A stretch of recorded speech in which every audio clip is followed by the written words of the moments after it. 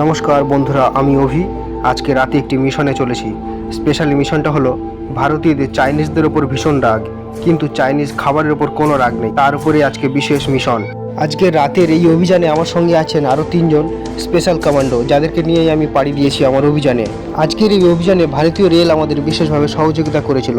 দুদিন পরে প্রায় 3টি গ্রাম পার করে আমরা ল্যান্ড করলাম সুভাষগ্রামে ল্যান্ড করার পরেই আমরা তল্লাশি নিয়ে জানতে পারি যে আমাদের আসার খবর আগেই পেয়ে গেছে আহারি আড্ডা।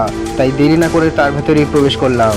ভেতরে ঢুকেই আমরা যে যার মতো পজিশন নিয়ে নিলাম এবং যুদ্ধের জন্য প্রস্তুতি নিতে ব্যস্ত।